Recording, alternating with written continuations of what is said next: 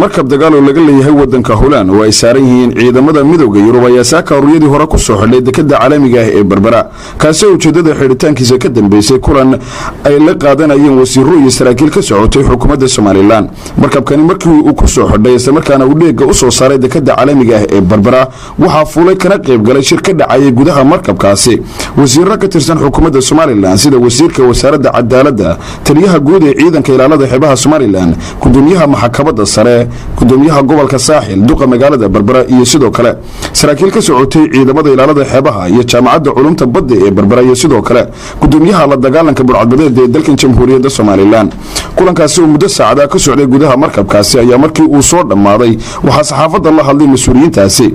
wasiiru dawlaha amniga wasaaradda arrimaha gudaha dalka Jamhuuriyadda Somaliland Maxamed Muuse Diiriye ayaa waxa uu sheegay in kulankaasi laga hadlayay sidii loo xoojin lahaa nabadgelyada badaha Somaliland iyo guud ahaanba gacanka carabta waxaana uu ka waramay muhiimadda ay leedahay in laga wada shaqeeyo xoojinta nabadgelyada wixii aan soo qabsanayna waa sheegnay waxa nala qabatayna waa sheegnay waxa aan halka aynu ka soo jeedinay iyo waxa idinku soo bandhigteen intaba waxaan filayaa inaynu midhaheega sida ugu dhaqsaha badan aynu arki doono aad iyo aad baad u mahadsantihiin runtii annagana xeerarka naga sugayo iyo howlaha naga sugayo sida ugu dhaqsaha badan ayaan u hirgelin doonaa aad baad u mahadsantihiin gacantiina u baahan waxa isaguna sidoo kale halkaasi ka hadlay taliyaha ciidanka ilaalada xeebaha ee dalka Jamhuuriyadda Somaliland Cabdi Xirsi waxaana uu sheegay in hay'adda UCAB Nastar iyo sidoo kale ciidamada midowga Yurub ay tababar siiyaan ciidamada ilaalada xeebaha ee dalka Jamhuuriyadda Somaliland isagoo si weyn ugu mahadnaqay ku faraxsanahay inaanu la qaadanay tababar ciidanka ilaalada xeebaha ay la qaateen ciidamada UNAFORTA tababar sida dadka loo badbaadiyo barigii hore waxa lagu gali jiray doonyo iyo markabka laakiin hadda waxa lagu galay tababarkan doonyo markab iyo helicopter kuwaasoo intuba ay doonayeen in ay qabanayeen maxaan ku raadayay badbaadinta dadka waxa kale oo ay tababarka ku siiyeen ciidanka raadaarada aanu hadda cusub aanu rakibanay ay tababar ku siiyeen oo anfici doona ilaalinta xeebta waxa isaguna si weyn u soo dhaweeyay kulanka ka dhacay gudaha markabkaasi gudoomiyaha gobolka Saaxil Jaamac Yuusuf Ahmed maanta ay bishu tahay 4 halka waxa ka furmay aqoon isweydaarsigaas oo ahaa shuruucda badda iyo aqoon kororsi ciidamada badda iyo sidii badan looga faa'iideysan lahaa ciidamada militariga ee badda ee Somaliland maanta waad arkaysaan maanta waxaan u maleynayaa inuu aqoonsiga koorkana soo saaray waxa iyaguna sidoo kale halkaasi hadal ka soo jeediyay saraakiil ka tirsan ciidamada midowga Yurub taliyaha howlgelinta ee ciidankaasi Mr Lucas ayaa isaguna sheegay in ay si weyn ugu faraxsan yihiin in markabkoodu uu soo taago dekada caalamiga ah ee Berbera